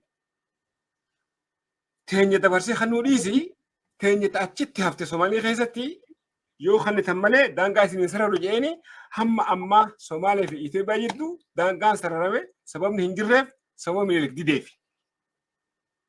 Mangistuu Hayilamaariyaam 1964 Soomaaliyaan lola gaggeessitee lafa Oromoo qabachuudhaaf.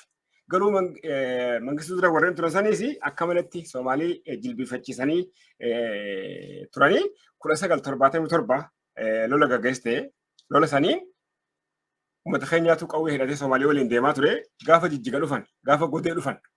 Uummanni keenya maal se'an kan Soomaalii nu gargaartee akka gabroonfata sirna Amaaraatiin buluson lafateen jara haafannu nu gargaartii jedhanii mana keenya Somaalii waliin dhaabbatee dhufee gaafa godetti alaabaa Somaalii fanniftu gaafa jijjigatti alaabaa Somaalii fanniftu uummanni keenya afaan garagaleen yani fakkeeffamaa Yusuf Goleen korneelota Somaaliidhaa hedduu bakka takkatti walitti qabee gateeni sababa sanii Somaalee akka isiin biyya teenya galkiftee baatu hagode waraana dargii qofaa miti waraanni bilisummaa Oromoo gaafa san jiru afaan garagaluudhaan waraanni bilisummaa Oromoo jilbiifatee Somaalee dheeni biyya teenya akka isiin baatu godheen saniif Mangistuu Hayilamaariyaam Somaaliin eega baatelleedha 1984 Booramaa fi Hargeysa xayyaarri dhaqee guyyaa guyyaan weeraraa tureen. Yani Somaaliin gaafa inni jiru lafa Oromoodhaa kajeeluu dhiisee beekaa amma namni hedduun maal se'a Somaaliin lafa Itoophiyaa feetii annaa dhiba beeta lafti Itoophiyaa Goojjam fi Gondarii fi Bahar Daarii Somaaliin achirraa waan takka illee hin feetu. Kan isiin barbaaddu lafa Oromooti. Baalee Boorana Arsii Harargee siyaad bareen akkana jeen Arsii Baalee Boorana Harargee afran kana irraanfadhaa jeen jaarraadhaan tabiraa deemaa barbaadadha Oromiyaa ja'a. Saniifuu Somaalii kan barbaaddu lafa tana Mangistuu Hayilamaariyaam ammoo lafti tun lafa Oromoo ta'uu waan beeku Somaalii wajjin qabsoon inni godhee lafa tana dandamachiifte Mallas Zeenawiin ammoo lafti tun lafa Oromoo ta'uu waan beekuuf Oromoo xiqqeessuu ammaas tarsimoo akkasitti fayyadamaa waan tureef lafa tana dabarsee kanneen fakkiidhaaf jijjigaa godeen hamma humna ibsaa harkattuu hamma daandii harkattuu hamma bishaan argattuu jijjiga haa qubatanii yaani isaan dirree dhahoo gaafatanii turan lakkii jijjiguma qubadhaa jedhanii amma beekan kan namtee fi amma irraa kaasuun gaanii jabaata amma immoo gaafa shimallee jijjigaanii fi kunuu hafee baramma Baalee walakkaa yaani Baaleerraa daangaan Ogaadeen kiiloomeetira 400 ila 700 arra madda walaabuu keessa Somaaliin namni tokko haa kominikeeshinii mootummaa naannoo Oromiyaa keessa dalagu kanaan jee gaaf tokko madda walaabuutti walgahii dhaqeen walgahii maali Somaalii fi Oromootichi wal dhabeen Somaaliin gaafa abdiillee horii 400 Oromoodhaas hamteen ijoolleen Oromootti onnattee sababa kanaan deemanii horii 40 saamaniin waan na ajaa'ibinaan jee manguddoon Oromoo walitti qabamaniiti horii 40 Somaalii kasaamame san akkamitti deebifnaa jedhanii isaanii wal mari'atu dhaqee gubbaa dhaabbatinaan jee 400 kan isaanii yaaddeessin horii 40 haram namaan feenuu firaa deebifnaa jedhanii taanii wayita mari'atanii yani ani arragaan maddi walaabuu Somaaliin akkatti lolaa jirtu argatee jirti saniif wanni deemaa jiru dhugatti waan tokko taala Mangistuu Hayilamaariyaam lafa Oromoo eeguu keessatti shoora olaanaa gumaachee Haile Sillaaseen Risiif Eeriyaa Ogaadeen isin kanna lafa Zayilaa tana maaraa waliin dhaaqannaa jeeni Ingiliz gaafatee ture. Illee waraqaa harkaa qabna. Taansee gaawwaree Eritiriyaadhaa shirarratti hojjetanii akka Eritiriyaan uummata Islaamaa harkatti hin kufneef kiristaana waan ta'eef biyya teenya Haile Sillaasiitti nuu kanna jedhanii Haile Sillaaseen sanii baharaan argadha jee jala san jala goreemanii ilaadhaan tana. Lafa Oromoodhaa eeguu keessatti Haile Sillaasee fi Minilikii fi Mangistuu Hayilamaariyaam Abiyyii fi Shimallis caalaa jechuu barbaadeeti.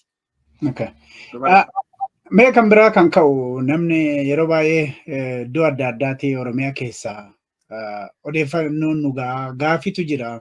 Amma kaan yuunivarsiitii hin qabnu godinaan yuunivarsiitii tokko hin qabnetu jira. Godinaa akkas hin taanetu jira. Godinaa akkas hin taanetu jira jedha. Gara bahaa Oromiyaati magaalaa guddoo Harargee bahaa magaalaa guddoo hin qabdu kan jedhu yeroo dhaga'amu xinnoo nama dhukkuba. Kanamee maal jetta magaalaan gurguddoon kan akka Harargee magaalaa Hararii fi Dirre Dhawaan otoo jiru godinaan tokko magaalaa guddaa dhabuun walumaa galatti sun maal agarsiisa rifleekshiniin isaa maal inni jetta. Rabboota jene rakkoon jiru maali Dirreen Dhawaadhaa lafa Oromoodhaati lafa gosa afran qallooti. Adeeree biyyootis akkasuma gosa afran qallooti. Jijjiganis akkasuma lafa afran qallooti gosa jaarsoodhaati. Kaarramarraa jedhee jirti gosa afran qallootu qabaa gosa warra huumee jaan. Magaalaan tun afranuu irraan tan harka Oromoodhaan jirti harka Oromoodhaan jirtu. Dajane waan gargaree beekee dogoggora nuti raawwanneenis amba komachuun dhugatti rakkisaadha. Fakkeeffamaa adda bilisummaa Oromoodhaan waajjira Dirree Dhawaa keessaa qaba. Mana mootummaa dargiidhaa adda bilisummaa Oromoo laqaaqee fudhatee waajjira isaa ture.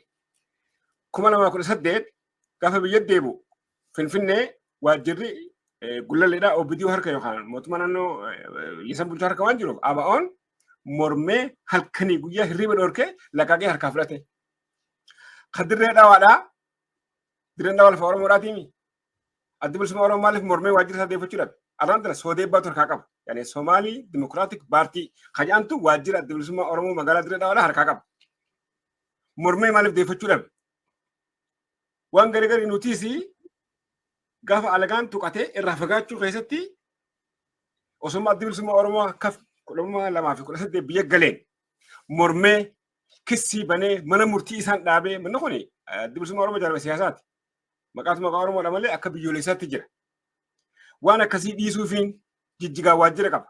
Waajjira mana mootummaa kan mana namaan tahiin kan adda bilisummaa Oromoo itti fayyadamaa ture. Kaaraan tana soodee baan fudhattee adda bilisummaa Oromoo mormee fudhachuu dhabuun hawaasaafillee silaa adda bilisummaa Oromoo waajjira jijjiga keessaa qabaate, dirree dhawaa keessaa qabaate, adiree biyyoo keessaa qabaate, mormee akkuma kan Finfinnee mormee deeffate. Silaadhaan tana hawaasaafillee mooraalii kannaa ammoo hawaasa keenya amma fakkeef nuti qophii hegeree miidiyaa irratti qophii hojjennu jira. Qophii kana irratti dammaqa guddaa hawaasaaf kana jechuun abdadhaa dimogiraafiidhaan namni keenya durii kana dura maal ture kara adamaa godaanuu yani tana yaa'ii qabdii rakkoo qabdii waan jiruun kun akka nun baafne dimogiraafiidhaan namni wal morma waan ta'eef namni keenya akka qubatu qubsuma isaa akka babal'ifatu hamma daangaa Jibuutiitti waan jiru kana itti milkoonee jirra. Yoo referendum fuuldura dhufu tahee uummanni keenya guyyaa aaraa naannoo kanatti injifatee magaalota isaa kana harkatti ni deeffate jechuun abdadhaa. Maaliif jijjiga fakkeenya referendumiin harkaa fuudhamte maaltu jira? Sanduuqa tokko OBDOdha. Ka alaabaa mootummaa naannoo Oromiyaa qabu jira. Tokko immoo ka alaabaa mootummaa naannoo Somaalii qabu jira. Namni OBDO waan jibbuuf dabballoonni garagariis bakka isaan uumaman hin beektu. OBDO darbitaa jedhanii uummata kan jettuman ganda keessa deemanii.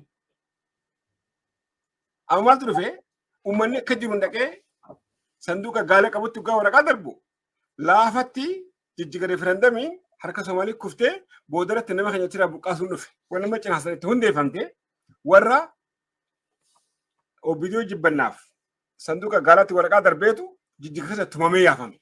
Akkasitti cinaasanitti deebi'ee uummanni referendumiin magaalaan cinaasan akka hundoytu godhanii jecha. Saniif immoo qubsumaan amma fakkeef jijjiga mataasiidhaa 160 namoonni qubatan qubsumaan jijjiiramanii jiranii dirreen dhawaatis qubsumaan jijjiiramtee jirti. Nama keenya baay'ee qabachuu barbaadeeti.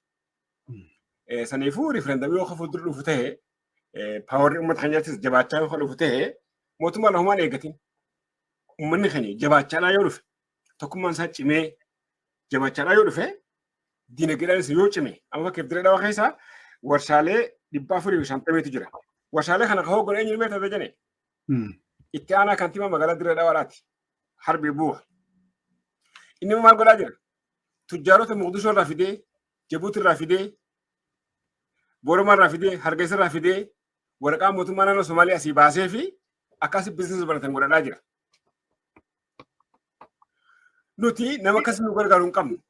Garuu ifi wal gurmeessinee dinagdeedhaanis cimuu naannoo kana gaafa dinagdeedhaan cimte gaafa hawaasummaadhaan cimte gaafa nuutaanis cimte hiree boruu dhufuudhaa jiraatu.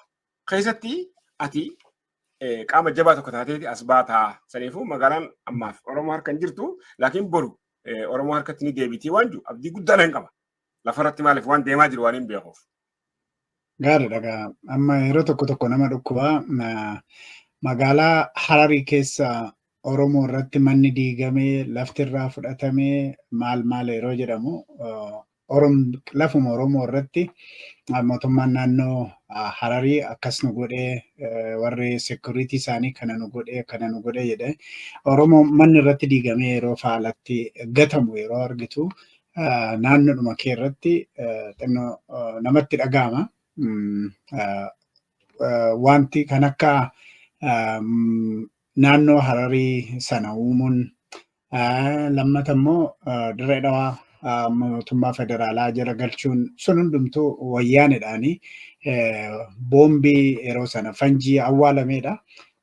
egaa sana immoo uummanni karaa isatti fakkaatuni karaa deeffachuu naannoo isaa akkaataa irratti jiru irratti hojjechuun keessanii gaariidha. Dhaabbileen siyaasaa Oromoo iddoo hundumatti waajjira banachuudhaaf illee carraa waan argatan maaliif amma biyya keessa turretti argineerra amma tokko babal'ifachuu ture.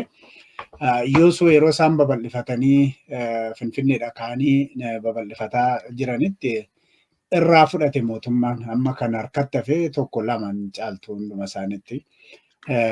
Mootummaanis gama kanaanii warra kaan sodaataa nutti dallanuu hin gaddisiifnu ebaluu hin gaddisiifnu biyya bulchina jedhanii nuti biyya bulchaa kanaaf warri kaan hin gaddisiifnu jedhanii warra immoo qe'ee jira warra Oromoo immoo dhiibbaa irratti godhaa akka turan beekamaadha. Sunis ilaalcha keessa ogale gaariidha jedha.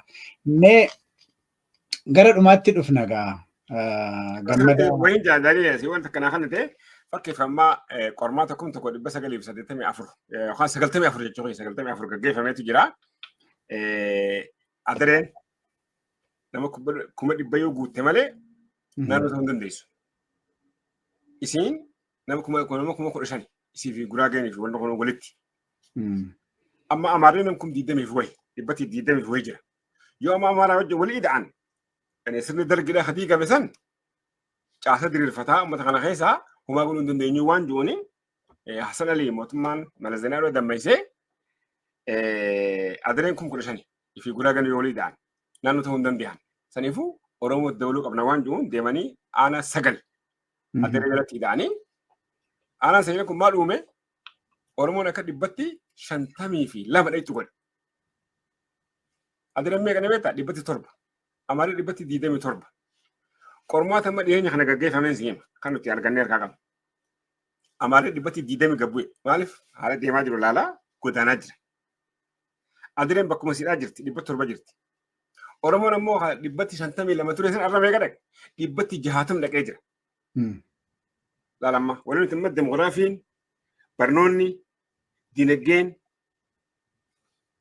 yoo deeggarame jijjiirama guddaatu dhufuudhaaf jiraata kan jennuuf kuni amma hawaasni kuni dhibbatti 60 moggaan fi naannoo harree kana keessa jiraate yoo barnootaan cime aangoo mootummaatis akkasumas dhiibbaa irra qabaata. Dinagdeedhaan yoo cime paawuriin inni qabuus akkasumas cimaa ta'a. Yani badala himatamaa jiraatu jechuun himataa jiraatu himatamuudhaatu dhufuudhaaf jiraata. Saniifuu yani kana cimsuudhaatu nurra jira. Ka paartiilee siyaasaa kan jette san. Dhugaa paartiilee siyaasaa maal fakkeenya warra akka Amaaraa jarriin sodaata. Jarri sun maaliif sodaatamuu? Nuti maaliif sodaatamuu dhabne? Inni kun qoratamuu qaba.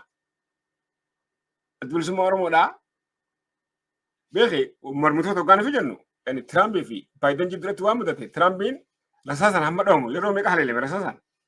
Yani mootummaan irraa ifi hararraa galee ati mormituudha jee haala si mijeessu ni jira addunyaarra. Ni jira addunyaa hin jiru. Akkasii garuu taphni siyaasaa dirreen naagale osuma akkasitti taphatamuu osuma shirri jiru shiruma san keessatti hojjechuu danda'uudhaatu sirra jira. Shiruma san keessatti hojjechuu danda'uudhaatu sirra jira. Maaliif ajjeefamu uummata keetii kasaamu lafa keetii yoo haala kanaan ganna 40-50 kabira lakkaawame wanni ati himatu ni dhabama waan ta'eef. Saniif kun godhamuu qabu waan majuun dhaamsuu barbaadee galatoome. Toro gaariidha gaa mee amma gara dhumaatti dhufaa jirra. I think waan marii akkasii kana gara fuulduraatti itti deebina jedheen abdadha. Itti fufuus qabna. Miidiyaalee Oromoo biraas asuma waamicha goona fi itti daddabalamnee waan biyya keenya keessa jiru. Keessatti Oromiyaa irratti xiyyeeffatu miidiyaaleen Oromoo baay'een haa ta'u malee humni isaanii immoo dadhabaadha. Kana irratti mee gara dhumaa irratti dhaamsa akka gootuun barbaada. Egaa amma daangaan Oromiyaa kibbaa amma kaabaatti dhiyaa amma bahaatti sarbame keessa ammoo giddugaleessa Oromiyaa keessatti orfamaa jira. Uummanni keessattuu giddugaleessa Oromiyaa uummanni yeroo namni baay'ee yeroo tuulama jedha. Inni qeesarraa buqqa'ee jira. Yeroo kanatti garuu sagaleen dhaga'amu du'a Oromoo buqqaa Oromoo ajjeefamuu Oromoo, dararamuu Oromoo, beela Oromoo irratti sagaleen gama hundumaa dhaga'amu hin jiru. Akka miidiyaatti, akka uummataatti, akka hayyootaattis, akka aktiviistootaattis yeroo ammaa kanatti maal godhuu qaba kan jedhutu akka gaazexeessaa tokkoottis itti dhufa. Dhaamsa sanaatiin sagantaa keenya goolama. Dajjane dhugatti horii dhaamsa yookaan gaaffii cimtuudha. Dhugatti ifiifuu akka nama tokkotti beektaa wayitaan taa'ee itti yaadu dhugatti hedduu mataan na jeeqama. Maaliif irraa ani yeroo gargari namaa VOA afaan Oromoodhaa Ameerikaa irra dabruu fi VOA afaan Amaaraa achi dabru wayitaan waliin laaluun gahe.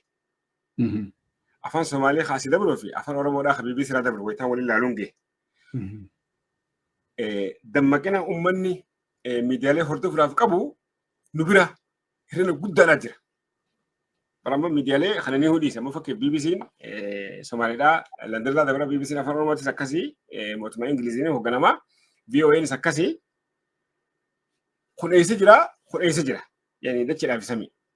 Fakkii amma nuuf fi as akka miidiyaalee Oromoodhaatti yoo dhufte OMN hangafaa laafinni inni arraan tana keessa jiru laafina uummata calaqqisa. Miidiyaan kun ani warra alagaa hedduun beeka. Isin miidiyaa guddaa akkasii qabdanii isin Oromoon uummata laafaadhaa mitii nama alagaa hedduutu naan ja'a.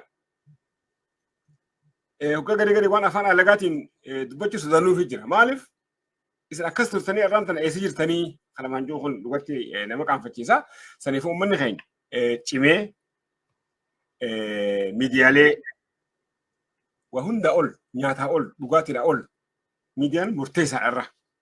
Akka kan namni waliin lolaa jiru miidiyaan taankii caala akkuma jaamisanii miidiyaalee Oromoodhaa cimsuun keessattuu miidiyaan OMN cimee akka sagalee uummata keenyaa bahaa fi dhiyaa kaabaa fi kibbaa tahee akkuma durii hojjetu uummanni keenya tumsee godhuun barbaachisaadha. Miidiyaa dhaba nuti hin jirru. Oromoon miidiyaan ala jiraachuudhaas hin danda'u, jiraachuudhaafillee hiree hin qabu.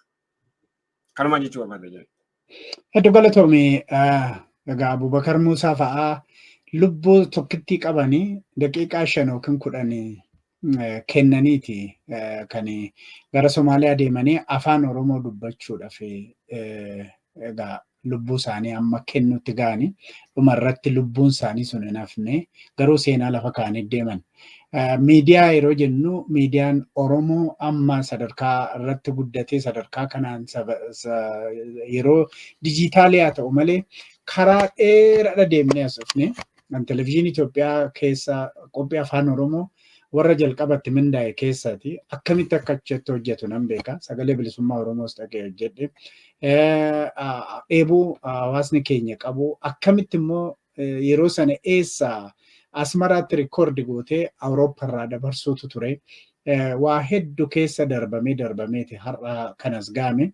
Miidiyaa Itoophiyaa keessa jiranii waggaa 7-8 hojjedhe televezyiinii Itoophiyaati. Isaan abdachuun gowwummaadha.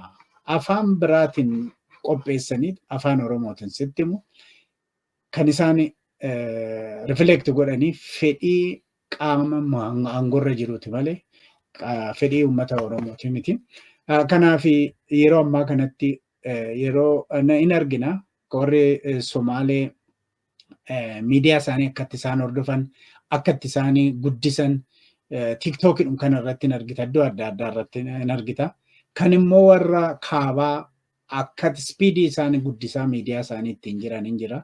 Kan keenya garuu akka waan hundumaa finneetti akka waan miidiyaan hin barbaachifne baay'ina keenya wajjin kan gitu akka waan miidiyaan hin barbaachifne callisuutu mul'ata. Uummanni keenya sanarraa dammaquutu gara yeroo tokko nan argaa qophii afaan Oromootiin sooshaal miidiyaa irratti qophaa'u kan nama wal arrabsu fa'a yookaan immoo waan miidiyaa irratti haasa'uun namatti hin tolle waan jira miti waan tokko waan hin taane waan akkasii namni yeroo kaan hin laalinaa siin jedha garuu namni dhokatee gaabii uffatee ilaalanatti fakkaata isa keessatti otoo duudee jiru argita uummata keenya yookiin immoo miidiyaa alagaa guyyaa guyyaan Oromoo arrabsu kan Oromoo xiqqeessu isa keessa dhaqee dirree isaanii yeroo ho'isu argita. Sun isaaniif bu'aa guddaa qaba. Galii guddaadhaaf isaaniif. So Oromoon gara qe'eesaatitti deebi'ee dadhabaa qabu cimsatee isa immoo cimaa qabu jajjabeeffachuutu irra jiraata. Anillee kanumaan jedha. Egaa maybe Gammadaa Sutee hangara kiyyaan fixeera. Yeroo biraatti deebina jedheera. Naafi wanti jettu daqiiqaa tokko keessatti wanti fixattu jiraate. Uumaa gara samii yaanilleen fixadheetiin jira dhugaa akkaatu jettee hegereen dhuga hegereen ta'e Oromoodhaati. Hegereen ifaa maaliif kana jettee jechuun kan keen oolamu Oromiyaa keessatti amma barachaa jiru yuunivarsiitii 18 jira amma Oromiyaa keessaa. Eertiraa keessa beekaa yuunivarsiitiin tokko hin jiru. Kolleejjiidhaa jira malee yuunivarsiitiin tokko hin jiru. Oromiyaa keessa 18 jira. Nama miliyoona 12tu barachaa jira. Kuni akka biyyaatti yoo walitti deebiftee population biyya 20ti. Kanatti shallagama. Saniifuu nuti qawwaa katabnee barnoota. Ganna dhibbaa fi wahii barnoota dhabnee dinagdee irraa fageeffamnee turre. Ammumatti sadarkaa addunyaan irra jirtutti deemuun kanaatu ni ulfaata. Ammoo hegereen keenya bareedaadhaan jira. Maaliif nama miliyoona 12 mana barnootaa keessaa qabaachuun arraam boru fuuldura keenya ifaadhaa. Jenereeshina bu'aa miidiyaa beeku, bu'aa dinagdee beeku, bu'aa biyyaa beekuutu dhufuudhaaf jiraata. Saniif hegereen keenya ifaadhaa. Waan tokko otoo atiin jedhin otoo deemuu baattee natti tola. Irra deddeebitee illee kaasaa turte. Ati ijoollee qonnaan bulaati daangaa irratti guddattee jechuun danda'ama. Uummata keenya daangaa waliigalatti akka Oromoo irratti daangaa irra jiru. Keessattuu immoo Cinaaksan Jaarsoo warra Jaarsooti. Walumaa galatti Booranaa kaasee hanga Harargee, hanga Baalee, hanga Booranaa kan jiruuf waliigalatti akka Oromiyaatti keessattuu immoo warra naannootti dhalatteetti maal dhaamtaaf? Waan gaarii qabdi. Waliin dhaamu lafti immoo Kiiniyaa irraa qabdee hamma Eritiriyaadhaatti jirtituun kanatti Oromoo ittiin cufanii jiranii Oromoon akka biyya Somaalilaandiidhaa hin qunnamne, akka Somaalii gudditti hin qunnamne, akka Jibuutii hin qunnamne, akka Kiiniyaa hin qunnamne kanaatu godhamaa jira. Kun warra obboleeyyi keenyaatiin kana cabsuudhaaf waan godhamuu qabu himuun dirqama. Maaliif nuti osoo waaqaanfannu osoo wahii bada jennu uummata keenyatti waa himuu dhabneeti uummanni keenya akka waa takka illee hin goone godhaadhaa jirra waan ta'eef aanaa makaniisa Oromoodhaa hajuu kuni Somaalilaandii daangeessuudhaaf kiiloomeetira 10tu isa irrata. Akka tahee Oromoon yookaan Oromiyaan akka Somaalilaandii daangeessitu wacaalee qunnamtu daangaadhaan godhuun dirqama jenereeshina arraatii yookaan warra aanaa Jaarsoo keessa qubatanii kaan immoo gosti Booranaa magaalaa Mooyaaleedhaa wanni fedhe achirraa isaan sosoosuu hin qabdu. Namni lafa hambaan qunnamu dhabee nama du'i.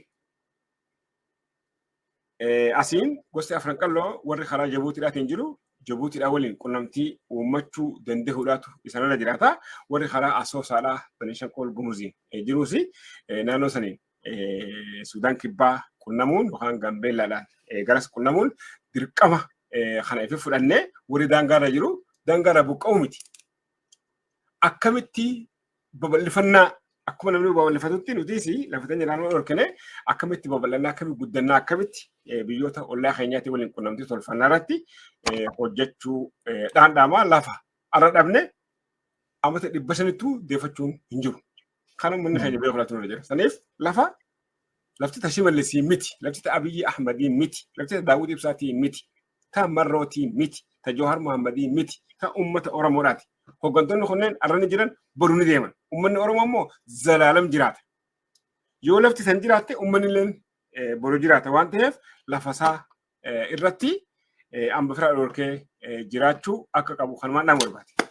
Hedduu galatoomi Oromoonni lafti isaa lafee isaatii eenyummaa isaatii kan jennuufis kanuma gaafa lafa hin qabne eenyummaan isaa hin jiru innis hin jiru lafa isaa jabaatee haa tifkatuuni dhaamsa keessummaa keenya har'aa Gammadaa Suuteeti. Gammadaa Suutee egaa guyyaa guyyaadhaan hojjaa mataa isaatis hojjetaa miidiyaadhaan immoo odeeffannoo adda addaa isinii dhiyeessa magaalaa Kanada magaalaa Toronto irraa keessummaa keenya har'aa ture. Yeroo gabaabduu qabdu keessaa waan tole jettee dhuftee OMN irratti yaada bal'aa nuu kenniteef hedduu galatoomii yeroo biraa walitti deebina kanarraatiif hedduu galatoomin jedha suutee. Galatooma boda jala fayyaana ta'a.